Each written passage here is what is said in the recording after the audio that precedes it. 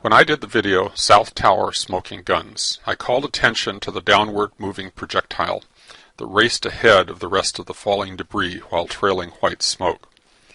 I loosely referred to it as a rocket projectile because of its appearance, but I wasn't really certain that the material emitting the smoke was providing enough thrust to literally act like a rocket.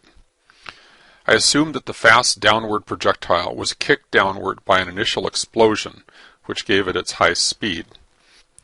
Once it was in motion, gravity would continue to pull downward, and air resistance would provide an upward force, so the acceleration should be actually less than gravity alone. In fact, at its higher speed, the air resistance would be greater, so I would expect its acceleration to be even less than surrounding slower-moving objects.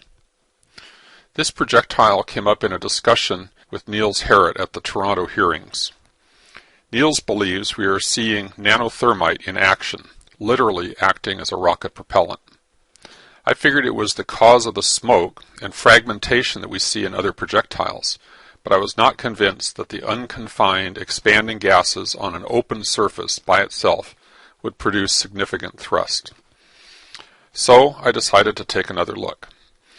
I went back to a cleaned copy of the video released to the International Center for 9/11 Studies through a FOIA request. I registered the frames to compensate for the camera motion and brightened the images. When I tracked the projectile, I noticed there was an outburst of white smoke partway down.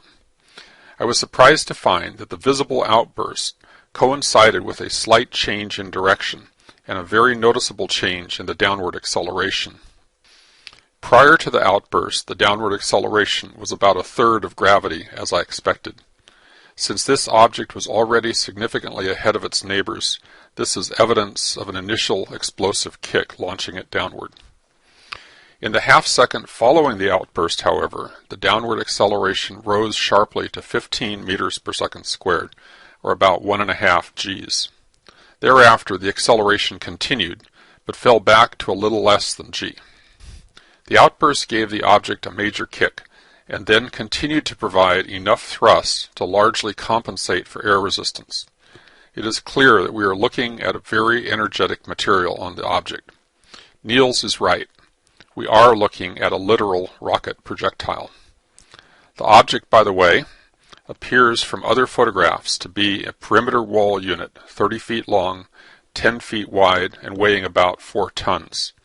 To accelerate something that massive required a major kick indeed. From here on out, I'm taking the quotes off the phrase rocket projectile.